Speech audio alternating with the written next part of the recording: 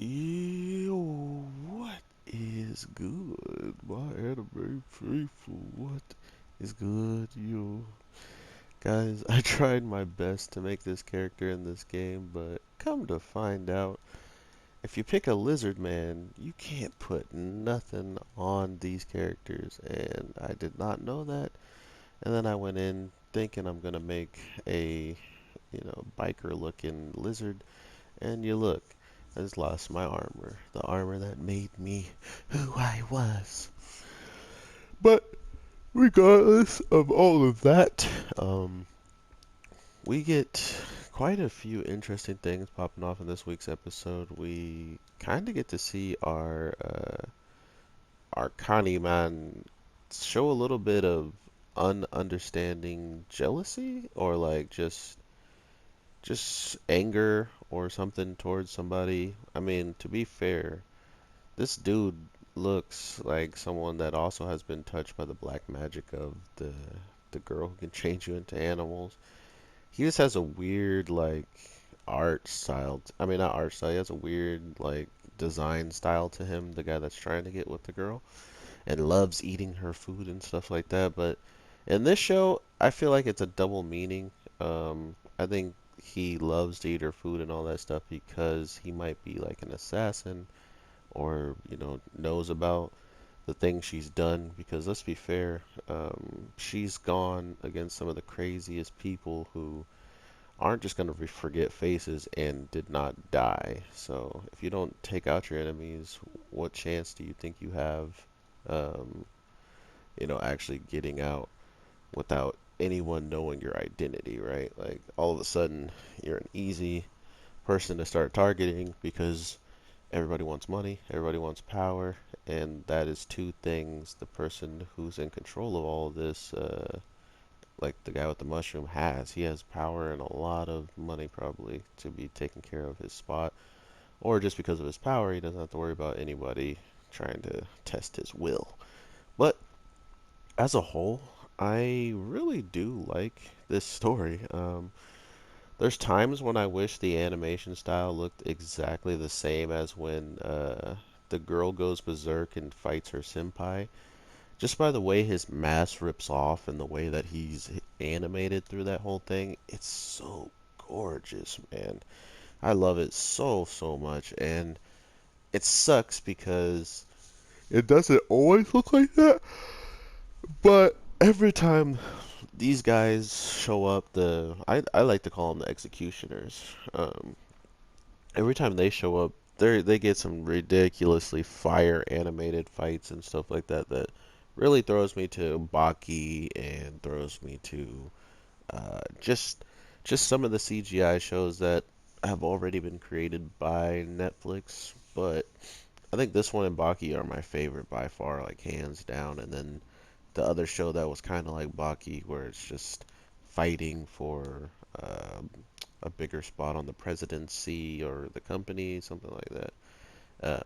But this week's episode started with baseball, and I'm not gonna lie to y'all, I got such Samurai Champloo vibes from it, man. I was, I almost wanted to watch that whole entire show, even though the baseball episode is like the last couple of episodes in it.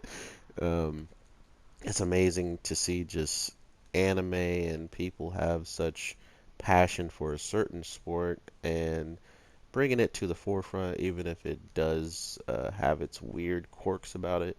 For instance, using zombies, using sorcerers that they didn't even know they're using, just doing all the work. They were drugging people's drinks to put them to sleep or to make it so they just are drunk. So, oh no, it was drunk and passing out pills. So you're drunk and sleepy.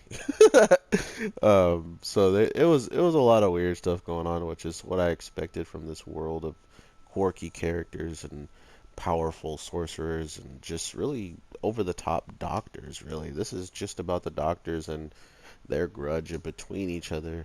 Come to find out, they're just ridiculously talented with what they do. They're ridiculously talented at bringing people into their teams, and when they start helping people live, they will do some weird stuff to do it. But the crazy part of all this was seeing them finding about the smoke shop owner dying, going into there, grabbing the smoke of the skull girl, and pretty much someone drops it on our healer, and she just goes berserk on all of the smaller people, I guess.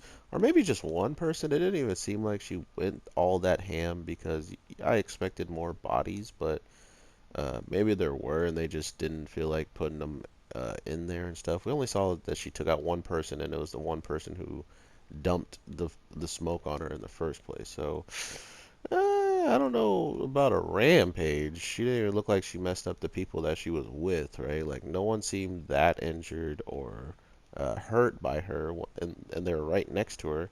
And then after that, she winds up in the cooking room and barely only attacks one person, but that one attacks did damage, boy. And that's where the animation came in. Like even her animation as a monster or like a lizard or whatever the heck, she looks so good. She looks so good.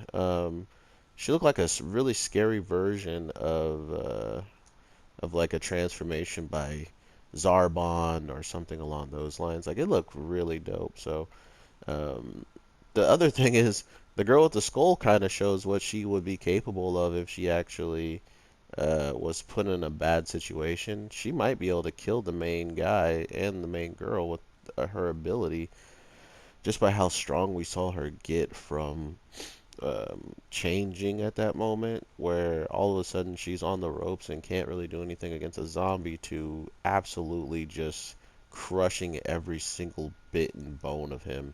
So it kind of makes sense why our main character can do what he can do with like the extra talent or the extra strength given to him by just having animal stuff like instincts and stuff in him. So the version she turns into is way more like it's devastating compared to the one we see our main character in. So it's another one of those opening things where you're kind of like, oh, I'm gonna die. We're like, okay, so this is what he could have turned into, but he didn't, right? Like for him, I couldn't even like just take a lizard man's head and cut it off and put it on a human, which is what I wanted to do because he has human arms, and I couldn't do that. But this is like if he went full lizard, like the girl. I don't know, man.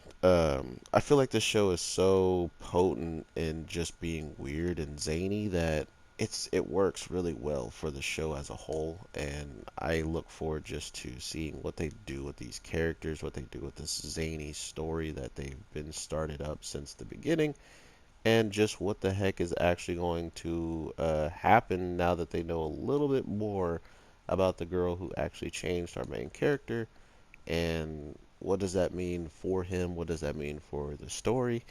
And what is the main bad guy gonna do with this information, right? But for some reason, the best fighting animations we see is the main characters and then the executioners. So I'm looking forward to seeing what those fights are gonna look like even more now when they get back into each other, like get the round two.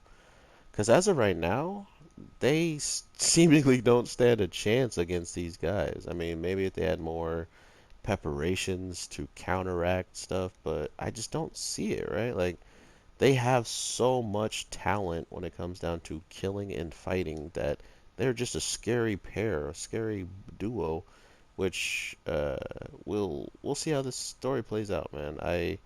I don't know what more I could say because it's just such a weird thing going on in this show. So, as a whole, I hope you guys are having an amazing day, night, evening, whatever the case may be. I am your boy, the Anime G, and I will definitely try to talk to you sooner than later. I think I'm gonna drop Boruto until this like filler arc ends because holy crap, I am bored of this prison break And then I watch most of it, and it's not even moving along in this next episode. So I was like, yeah, you know what? I think I'll just go ahead and chill.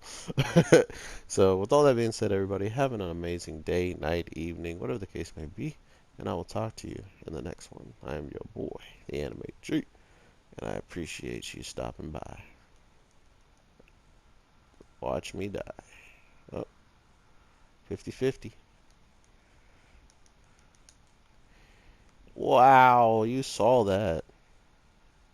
Got him. Special. Oh, dirty. You guys get that dirty stuff.